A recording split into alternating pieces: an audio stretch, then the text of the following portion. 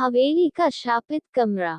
एक बार शरद ऋतु की ठंडी रात में ब्लैकवुड के छोटे से शहर में एक घने जंगल के बीच में एक भयानक हवेली खड़ी थी। स्थानीय लोगों ने इसके बारे में केवल दबे स्वर में बात की, क्योंकि हवेली को शापित कहा जाता था। इसकी खिड़कियां खोखली आंखों की तरह थीं, जो दुनिया को दुर्भावना से घूर रही थीं। हवेली को दशकों से छोड़ दिया गया था, लेकिन कोई भी इसका पूरा इतिहास नहीं जानता था। कुछ ने दावा किया कि यह एक अमीर परिवार से संबंधित था जो रहस्यमय तरीके से गायब हो गया था, जबकि अन्य ने इसकी दीवारों के भीतर होने वाले अंधेरे अनुष्ठानों और अकथनीय भयावहता की कहानियों को फुसफुसाया। एक शाम, साहसी दोस्तों का एक समूह एक शिविर की आग के आसपास इकट्ठा हुआ। उन्होंने हवेली की किंवदंतियों को सुना था और फैसला किया कि यह उनके डर का सामना करने का समय था। उनमें से सारा थी, निडर नेता, एलेक्स, संशयवादी, एमिली, रोमांच चाहने वाला, और मार्क, सतर्क व्यक्ति। हाथ में फ्लैशलाइट लेकर वे जंगल के केंद्र में चले गए। हवेली दूर तक घूमती थी, उनकी उपस्थिति उनके द्वारा उठाए गए प्रत्येक कदम के साथ और अधिक बढ़ रही थी। मुड़े हुए पेड़ और घिसी हुई शाखाएं उनके पास पहुंचती दिख रही थीं, उन्हें पीछे खींचने की कोशिश कर रही थीं। अंत में, वे सामने के दरवाजे पर पहुंचे। ये एक अशुभ कराह के साथ खुल गया, जिससे अंधेरे में घिरा एक भव्य फोर प्रकट हुआ। हवा एक मूंछदार, दमनकारी गंध के साथ भारी थी। हवेली के रहस्यों को छिपाते हुए, मकड़जाल अंतिम संस्कार के पर्दे की तरह लटका हुआ था।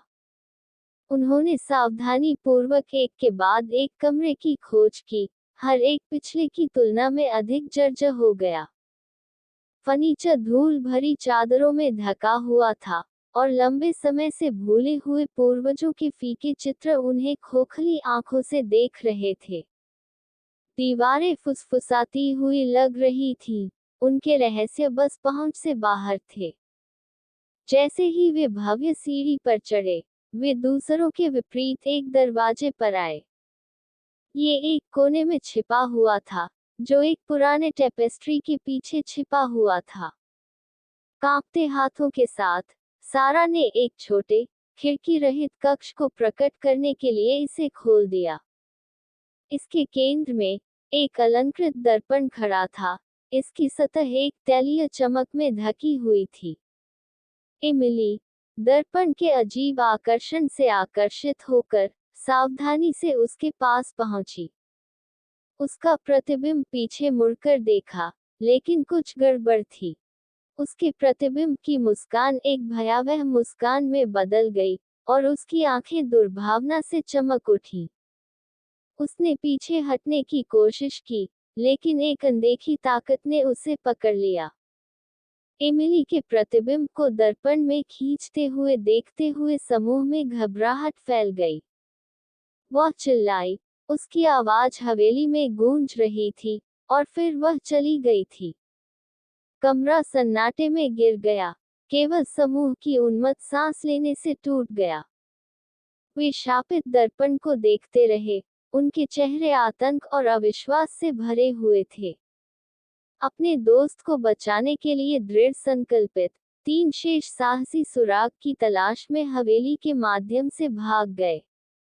अपनी खोज में, उन्होंने पुरानी पत्रिकाओं को देखा, जो इन दीवारों के भीतर होने वाले अंधेरे अनुष्ठानों का विवरण देते थे। हवेली एक पुरुषवादी आयाम के लिए एक प्रवेश द्वार था, और एमिली इसकी कैदी बन गई थी। जैसे ही वे दर्पण कक्ष में लौटे, वे उन्हें देखकर एक बुरी उपस्थिति महसूस कर सकते थे। दर्पण ने इशारा किया, इसकी अंधेरी सतह छाया के साथ घूम रही थी। सारा, हताशा से प्रेरित, अपना हाथ बढ़ाते हुए करीब आई। जैसे ही उसकी उंगलियों ने ग्लास को ब्रश किया, मार्क और एलेक्स ने उसे वापस खींच लिया।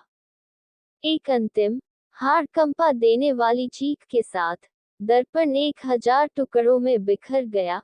ठंडी हवा का एक झोंका जारी किया जिसने उनकी रीढ़ की हड्डी में सिहरन पैदा कर दी।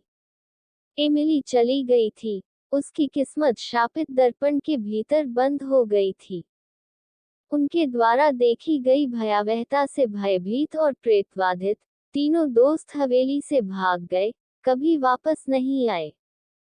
ब्लैकवुड में हवेली की किंवदंती और भी गहरी हो गई, और इसके रहस्य दूर रहे, अगली निर्दोष आत्मा को अपने घृणित शाप पर ठोकर खाने की प्रतीक्षा करते हुए। आगे की कहानी दूसरे भाग में।